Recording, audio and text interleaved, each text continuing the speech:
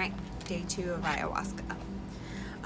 So day 2 had the same similar start, black and white, looks almost cartoonish, techno, buzzing. It makes it feel uneasy, is how I feel every time I get that.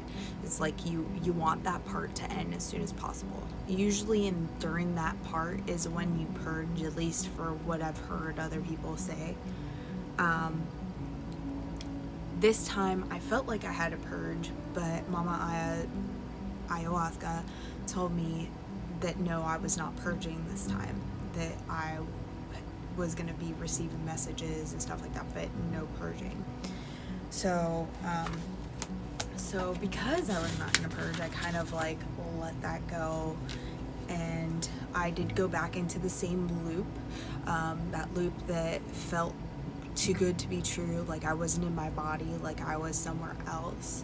I kept doing the grounding thing, but I surrendered this time a lot quicker. Once I surrendered, I went straight into that bliss again, which is the amazing bliss. It feels so beautiful and so amazing, and just it's what I'm guessing heaven feels like you just feel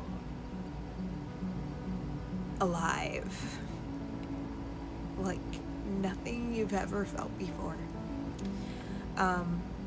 The only other thing is that I can describe is like it's that unconditional love feeling that you get from, your child when she's first born and she can't tell you the things you're doing wrong.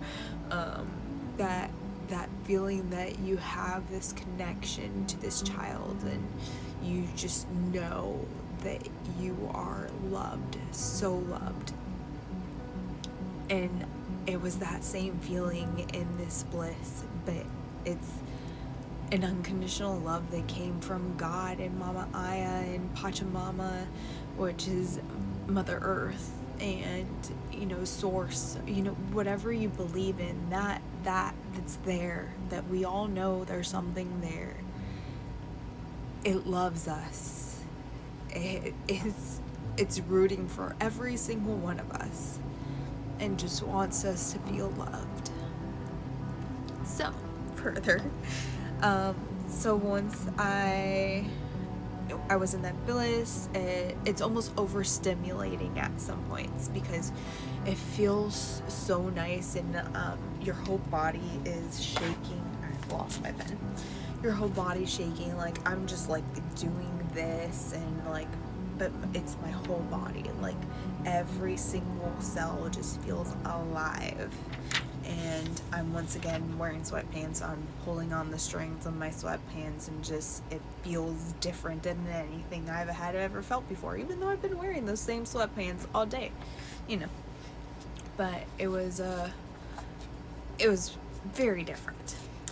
This time I did have more messages of the love was there, and how I am and my capacity of love. So pretty much like a reassurance that I have a capacity of love that can help others. And maybe it's right now by the person that I'm talking to on the other side of this, it's watching this video. You are loved. I love you. No matter who it is, like we all should love each other unconditionally, and it's really hard to see it the way that I guess I would say God sees it, but we're all supposed to act like that. We're all supposed to love each other, faults and all. We're not perfect. We are human. And every single person that's in this world is looking for a way to be happy and to feel loved. And a lot of us are lost and have been lost and look for love in the wrong ways. But it doesn't make us bad. It just makes us lost. We just need someone to find us and to help us and to guide us to the right path. So those were kind of the things that just came up in this whole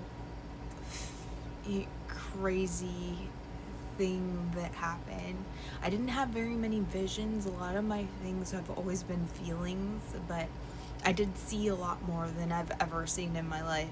You know, I've done guided meditations, I've done journeys, and all that stuff, and had never felt or seen the things I had felt in this.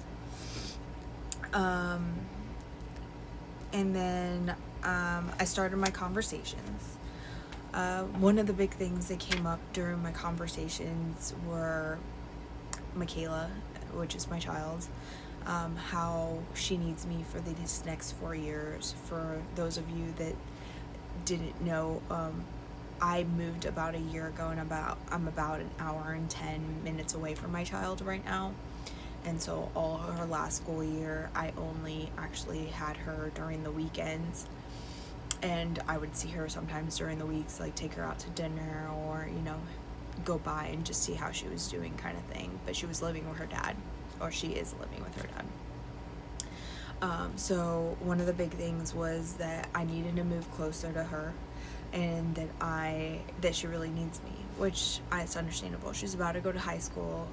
You know, she needs me to be able to be there for her like any mother should be. And the amazing thing is, I told my husband this, and he's like, started looking for rentals right away. Like, I have the most amazing husband. I really don't know what I did to deserve him, but he is amazing. Anyways, so it was important for me to move closer to her. So already have a rental. We're about to move into it. That's why I've been really busy and have not been able to complete these videos, and I'm so sorry, but I'm getting them done.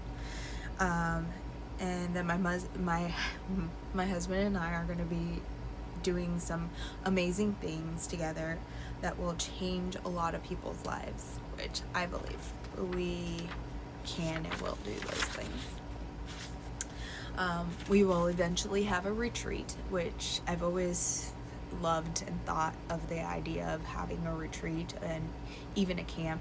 I actually would love to be able to do a kids camp for kids in general, but also for kids that are in foster care or that were adopted, and especially for those kids that were adopted by got split up from their siblings, so that way their siblings, like, we can have a siblings week where the kids that are separated from their siblings can still see their siblings, so they can keep that communication. That would be a passion of mine, so hopefully all this does work out very soon. I will be a surrogate, which you guys don't know this, but I actually am in the process of being a surrogate for 2 friends of mine. And actually, after I got this message, probably about 3 to 4 days after, I actually got approved to be the surrogate. We're just waiting on medical side, a couple of things, but for the most part, it's gonna happen, so it's awesome. And that I would have a job that fulfills my want to help and feel like I make a difference, which was my whole reason for leaving the job I was at and selling the house, is because I needed to feel like I was making a difference in this world. Like, even if it was just helping one person a day, or, you know, making one person feel like they were seen, that would make me feel amazing. And then I was told by Mama Aya that I didn't need any more medicine, but that I was there to help the others in the retreat, which it actually, I saw it play out throughout the whole thing. There was new people that came in, and I helped them, as well as some people that were already there, and I was able to help on the 3rd day retreat, and I didn't take medicine. I was just there holding space for everybody, and it was extremely special. Thank you so much for listening. I love you all. Bye.